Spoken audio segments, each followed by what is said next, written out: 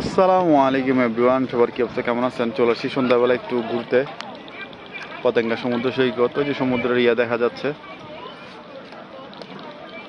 সমুদ্রের ওই যে বিশাল বড় বড় মাদার ভেসেল দেখা যাচ্ছে, যেগুলো বেশি লাইট দেখা যাচ্ছে লাইটওয়ালা। এই যে যেগুলো লাইট দেখা যাচ্ছে এগুলো সব মাদার ভেসেল। আর ও কি করবা যে মানে বক্সিং তুমি লাগ পাবা, মানে আমি কাঁধে নিলে তারপর তুমি বক্সিং মারবা। কেমনে মারবা দেখাই দাও, আমার হাত দিয়ে দেখাই দাও, দেখাই দাও। মানে ইন্ডিয়ান মারছে যান তোমারতে মারতে হবে। কেমনে মারবা এটা আমাদের দেখাও না, এখানে দেখাও।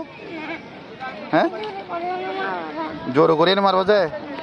আচ্ছা, ও বক্সিং মারবে, জোরে করে মারবে। একটা বক্সিংয়ের দাম হইলো 20 টাকা। আর আগে যে খাবারের ইয়াগুলো যেখানে ছিল, এই যে সবগুলো ছিল নিচে। একটা জিনিস দেখাই ভালো দিক, খাবারের দিকটা ছিল সবগুলোর নিচে, এখন খাবারের দোকানগুলো সব গেছে গা এই যে উপরের দিকে চলে গেছে। সবগুলো খাবারের দোকান এখন উপরে। দাঁড়া, দিব দিব দিব। সব খাবারের দোকানগুলো চলে গেছে এখন এদিকে, এই যে সব খাবারের দোকানগুলো চলে গেছে। একটা জিনিস এখানে, একটা জিনিস ভালোই তো কর্তৃপক্ষ, ওই যে দেখানো, যে মজার ব্যাপার দেখাই, মানে ওই যে ময়লার দিছে দেখছেন, কেউ ময়লা ওখানে ফেলে না। ওই যে ময়লার সবাই ময়লা ফেলে যেখানে, যে যেদিক দিয়ে বসে, যেদিক দিয়ে বসে ময়লাগুলো ওই দিক দিয়ে ফেলাই দেয়। আর যারা বিক্রেতা, ধরেন যিনি ঝালমুড়ি বেচতেছেন, যিনি আনারস কাটতেছেন, কেউ ওই যে আপনার ঝালমুড়ি বেচে, কেউ আনারস কাটে, কেউ ডাব কাটে। ডাবালারটা দেখলাম যে খালি ডাবালার ঝুড়ি দিয়ে থাকে।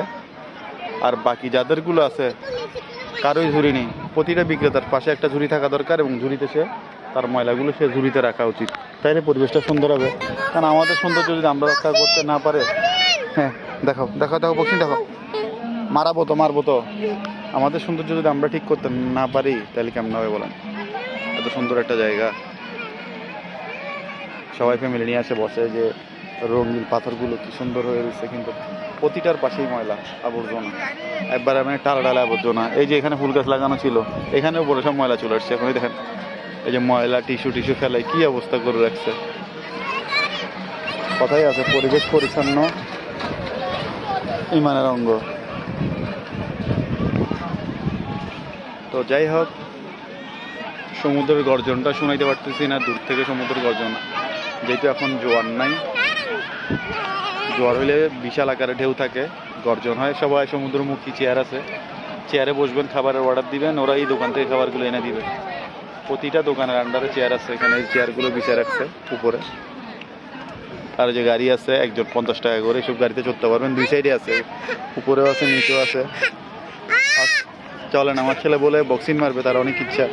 এটা কাঁচরার স্তূপ, প্রতিটা সাইডে কাঁচরার স্তূপ। যেখানে ভ্রাম্যমান যারা বিক্রেতা আছে, প্রতিটা বিক্রেতার পার্সোনাল একটা করে ডাস্টবিন থাকা দরকার। এটা বাধ্যতামূলক করে দেওয়া দরকার, তাহলে যে ময়লা কাঁচরা এতগুলো পড়বে না এখানে। তাহলে এই ময়লা কাঁচরাগুলো এখানে পড়তো না। যেখানে ঘোড়ার গাড়িগুলো চলে, এই যেগুলো ঘোড়াগুলো হাইগা কি অবস্থা করে রাখছে, এই যে এটার পরিবেশ কি অবস্থা দেখেন।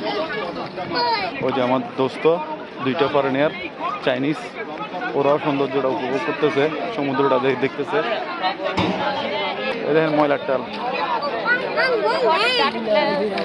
আর এখানে যারা ফরেনারগুলো আছে, তারা যখন এসে দেখবে যে কি একটা সমুদ্র সৈকত, এত সুন্দর, কিন্তু এটার পরিবেশটা এত নোংরা, এত কাঁচরা, আসলে কার দোষ দিবেন?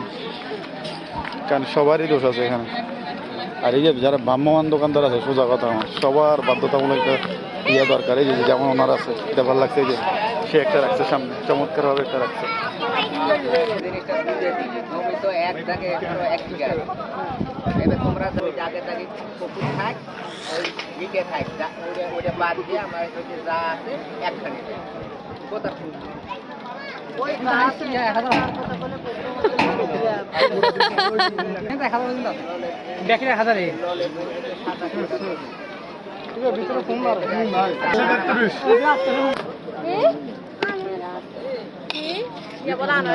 আচ্ছা, খাওয়াবো দাঁড়ো।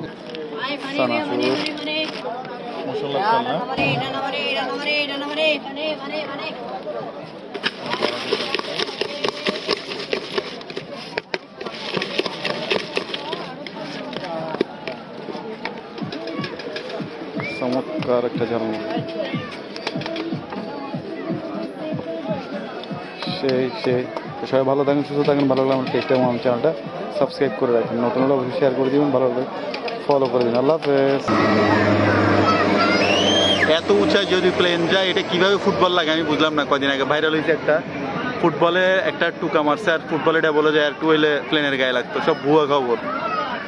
এই জিনিসটা কক্সবাজারও ঘটছে আর কি, ওই যে ফুটবল মারলো আর ফুটবল এটা গিয়ে বলে প্লেনের পাখায় যায় লাগতেছে। মানে এটা কোনোদিন সম্ভব?